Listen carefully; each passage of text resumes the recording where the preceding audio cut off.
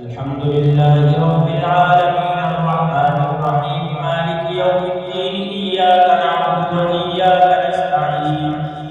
اهدنا الصراط المستقيم صراط الذين أنعمت عليهم غير المغضوب عليهم ولا الضالين يضاعف له العذاب يوم القيامة ويخلد فيه مهانا إلا من تاب وآمن وعمل عملا صالحا فأولئك يبدل الله سيئاتهم حسنات وكان الله غفورا رحيما ومن تاب وعمل صالحا فإنه يتوب إلى الله متابا والذين لا يشهدون الزور وإذا مروا باللغو مروا كراما والذين إذا ذكروا بآيات ربهم لم يخروا عليها صما وعميانا والذين يقولون ربنا هب لنا من أزواجنا وذرياتنا قرة أعين واجعلنا للمتقين إماما أولئك يجزون الغرفة بما صبروا ويلقون فيها تحية وسلاما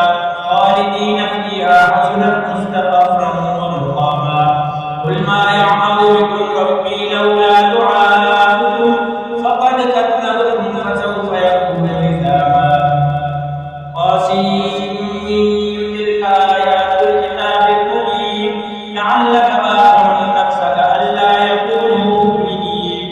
إن نشأ ننزل عليهم من السماء آية فظلت أعناقهم لها خاشعين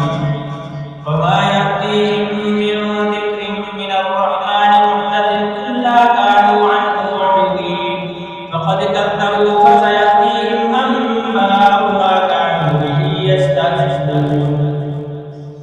أولم يروا إلى الأرض كم أنبتنا فيها من كل زوج كريم إن في ذلك لآية وما كان أكثرهم مؤمنين وإن ربك لهو العزيز الرحيم الله أكبر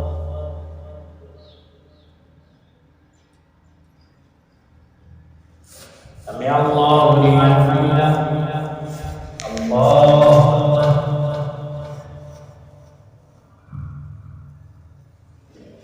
الله أكبر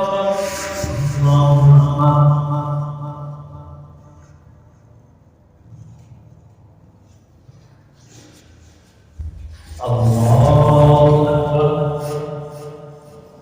الحمد لله رب العالمين الرحمن الرحيم مالك يوم الدين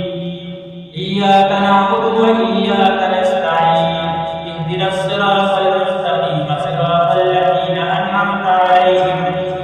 غير المغضوب عليهم ولا الضالين وإذ نادى ربك موسى أن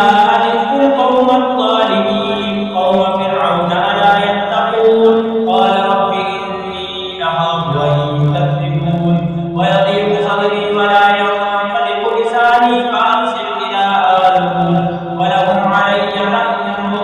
فأخاف أن يقولون قال كلا فاذهبا بآياتنا إنا معكم مستمعون فأتيا فرعون فقولا إنا رسول رب العالمين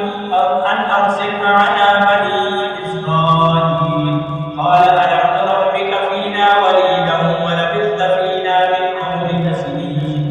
وفعلت فعلتك التي فعلت وأنت من الكافرين قال فعلتها إذا وأنا من الضالين ففررت منكم لما خفتكم فوهب لي ربي حكما وجعلني من المرسلين وتلك نعمة تمنها علي أن عبدت بني إسرائيل قال فرعون ما رب العالمين الله أكبر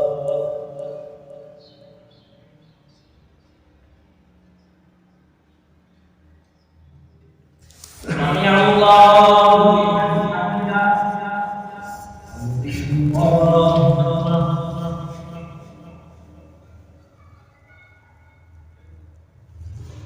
الله أكبر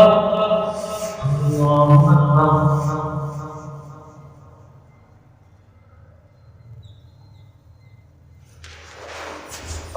أكبر.